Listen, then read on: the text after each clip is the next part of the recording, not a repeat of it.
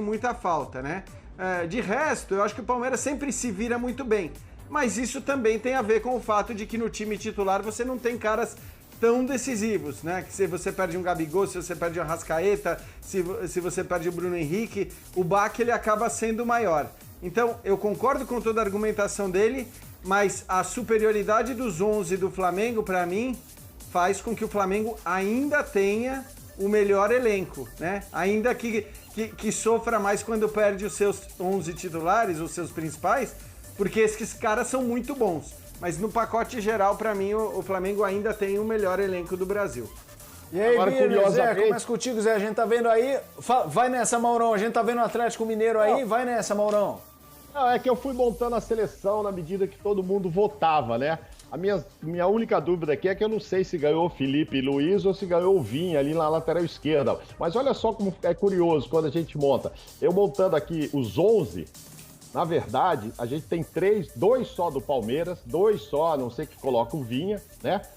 E 5 ou 6 do Flamengo, se a gente colocar o Felipe. Porque a seleção ficaria meio assim, o Everton, o Isla, o Gustavo Gomes com o Rodrigo Caio, e na lateral esquerda, Felipe ou Vinha. O Gerson de volante, Nacho e Arrascaeta. Aí você tem o Gabigol de atacante e os 2 de lado do Atlético, Hulk e Keno. Então são 3 do Atlético, 2 ou 3 do Palmeiras e 5 do Flamengo. É curioso isso, né? Curioso. Eu achei até que ia ter mais gente do Palmeiras.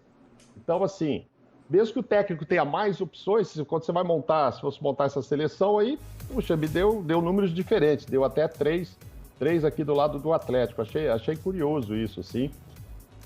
Então, Mauro, mas... Então, é que assim, como a gente fez, eu tava vendo aqui, fazendo isso que você fez, usando os combos, né? Porque a gente votou por bloco de jogadores, né? E aí, Palmeiras ganhou goleiros e zagueiros. O Flamengo ganhou laterais, volantes, meias e centroavantes. E o Atlético ganhou naqueles segundos atacantes, nos atacantes 2 do de lado, né? Então ficou... por bloco ficou 4 para o Flamengo, 2 para o Palmeiras e 1 para o Atlético. Exato. Pessoal, para a gente fechar, a gente vai seguir com o Flamengo aqui. A história do Gabigol ter pedido para jogar, né, com Boa Vista. Eu vou começar até com o Vitor e com o Zé, porque daí vocês podem só fechar essa história no ponto de vista de vocês, que a gente já tocou. Mas e isso? Isso para vocês significa o quê? Só querer jogar? Querer virar aquela página logo da história do cassino, mostrar serviço. O que você acha, Birner? Bom, só para encerrar outra história, eu acho que o elenco do Flamengo é o melhor e acho que analisar de uma maneira tão fria assim elencos torna a coisa às vezes um pouco superficial, porque a não ser que você tenha um surto de Covid ou um monte de convocações arrebentando o seu time, você perde um jogador por partida, 2, 3 jogadores, 4 eventualmente. Aí quando você tem 6, 7 pilares, que nem o Flamengo tem em outras posições, mantém sempre o Flamengo com o time mais competitivo de todos do futebol brasileiro. Então, para mim, o Flamengo ganha. Contra o Gabigol, eu acho que ele precisa jogar, exatamente porque o nome dele apareceu em outras situações. É bom para ele entrar em campo, isso vai apagando o que aconteceu, vai deixando um pouquinho mais longe, né? Apagando não, vai deixando um pouquinho mais longe essa situação, com gols, com elogios, com boas atuações. Então, por isso, para mim, ele pediu para jogar. E para você, Zé? Não, para mim eu acho que ele pediu para jogar porque ele já está se sentindo bem. Eu não vejo necessidade de, por exemplo, ele provar como eu vi, porque o Rodrigo Muniz está indo bem, porque o Pedro, então eu não vejo necessidade não. Eu acho que o Gabigol é um cara de muita personalidade, né? Conhecendo ele ali nos bastidores. Eu acho que estou me sentindo bem, Rogério, me leva para jogar, quero ver como é que eu tô. Acho que foi só isso, uma situação normal. A fim de jogar também, né? Quer jogar, eu acho que é isso. Até porque, Jean, na posição do Gabigol de tudo que ele fez, se ele se sentir ameaçado pelo Muniz, que tá jogando bem, não dá, né? Não, assim, né, Felipe? Ele não se sentiu ameaçado num momento que talvez devesse ter se sentido ameaçado, nem pelo Pedro, né? E o Pedro, num determinado momento da temporada, era o melhor jogador do Flamengo, né? Naquela época que o Flamengo tinha todo mundo machucado e tudo mais, o Pedro era o melhor. Foi para o banco, eu acho que pelo histórico do Gabigol, pela importância que o Gabigol tinha, pela idolatria em relação ao Gabigol. Até naquele momento inicial da troca, quando o Pedro foi para o banco e o Gabigol virou titular, as atuações em campo não justificavam aquela troca. Então, assim, ele sabe que ele tem muito moral, ele sabe que ele tem muito crédito, ele sabe que ele é ídolo da torcida e obviamente, ele não teme ou não está absolutamente preocupado com a concorrência do Rodrigo Muniz, por mais que ele tenha ido bem. Claro que é um jogador num estágio completamente diferente da carreira, acho que é isso. O jogador, em geral, quer jogar futebol, né? Aliás, no caso do Gabigol, é bom que jogue mesmo, é bom que esteja em campo enquanto os jogos estiverem acontecendo, né? Fala, Mauro. Não, tá a fim de jogar, tem a fim de jogar, já tem.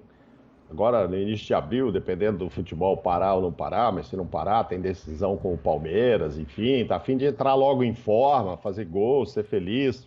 Não vi muita relação com a história do Cassino, não. Acho que ele não vai dar muita bola para isso, não. Mas, enfim, é a fim de jogar e entrar em forma logo, mas nada a ver com concorrência mesmo, não, né? Como diz o Jean aí, se o Pedro não é concorrente, não vai ser o menino agora, o Rodrigo. Ó. Acho que ele tá a fim de entrar em forma, fazer gols e ser feliz. Pessoal, tem um outro assunto, que daqui a pouco a gente vai para o intervalo, tem um assunto importante que envolve o Atlético Mineiro, para a gente fechar esse bloco, que é a história da dívida, né? O Atlético Mineiro, deixa eu pegar aqui no roteiro, o Atlético Mineiro prepara um evento para mostrar a realidade financeira, a dívida ultrapassa R$1 bilhão. Galo, que no fim de 2019 tinha uma dívida estimada em R$800 milhões, a situação se agravou. A pior, uma parcela importante dessa dívida envolve empréstimos e financiamentos. E a gente vê uma versão, Jean, rica do Atlético Mineiro, né? Rica, assim, contratando, mostrando robustez e tal. De uma certa forma, acho que não dá para comparar, mas a gente viu um Cruzeiro que se reforçou, foi campeão de Copa do Brasil na década 2 vezes e tal. Quando afundou, afundou. Esse raio-x é preocupante? Esse combo, reforços, impressão de que está com protagonismo e uma dívida desse tamanho, Jean? Então, Felipe, o combo, muito reforço e muito gasto com um clube endividado costuma ser péssimo, costuma ser uma fórmula para o fracasso. Agora, o Atlético vive uma situação distinta, é uma situação diferente. Eu acho que essa explicação que vai ser dada, essa explanação, ela é essencial, ela é muito importante. Você precisa ser transparente nas coisas, nos números e explicar por que para o Atlético, nesse momento, essa situação não é um problema, né? Guardadas as proporções, porque evidentemente a gente não está falando desse tipo de valor, desse tipo de dívida, mas o Palmeiras passou, né, na reformulação que fez para mudar o seu patamar de atuação e de nível esportivo, passou por uma reformulação na qual o dinheiro colocado por um dirigente foi muito importante. O Paulo Nobre, quando colocou dinheiro no Palmeiras, foi essencial para que o Palmeiras vivesse hoje o momento que vive. Agora, a coisa sempre foi ali muito transparente, muito clara, né? Os contratos eram muito claros, deixando escancarado que ninguém poderia levar vantagem em cima daquilo e que o Paulo Nobre não levaria vantagem em cima daquilo. Os próprios opositores, me lembro do Beluso, então opositor do Paulo Nobre, dizendo na redação da ESPN, falando o seguinte, não, cara, isso aí, a maneira como ele emprestou o dinheiro e como foi feito o contrato, não há o que discutir. É um negócio absolutamente positivo para o clube, ele não tem como lucrar, não tem como depois o clube ficar refém dele e tudo mais. O Atlético precisa provar que com ele também é assim, que nessa situação, que com todas essas movimentações financeiras, né, envolvendo o dinheiro do patrocinador, o Atlético não corre riscos de repente se endividar com o próprio patrocinador, de ficar à mercê com o próprio patrocinador. Aliás, eu estava usando o Palmeiras como exemplo e você tem uma segunda fase, né? Hoje o Palmeiras deve para a Crefisa. O Palmeiras deve, porque mudou, no meio do caminho, mudou o contrato, que era um contrato em que o dinheiro, vamos dizer, entre aspas, era doado, passou a ser uma dívida. Então, esse é o tipo de coisa que eu acho que não pode acontecer no Atlético. Até porque, como a gente está vendo aí, estamos falando de valores muito altos, de valores que são capazes de quebrar um clube. Então, se o Atlético explicar que não há risco nenhum para o clube com os negócios da maneira como eles estão sendo feitos, e esses negócios são legais, são permitidos pela legislação brasileira, pela legislação desportiva, aí eu acho que está tudo dentro dos conformes. É importante explicar. E aí, Bira? Então, como boa parte dessa dívida deve ser a dívida com o patrocinador, eu acho que o patrocinador pode, até porque é atleticano fanático e também está envolvido no projeto da Arena, e se tudo funcionar, vai trazer bastante dinheiro para o Atlético. Eu acho que essa dívida é uma dívida que o Atlético, a gente vai saber quando for dada essa entrevista, consegue equacionar, consegue pagar de um jeito que não arrebente o clube.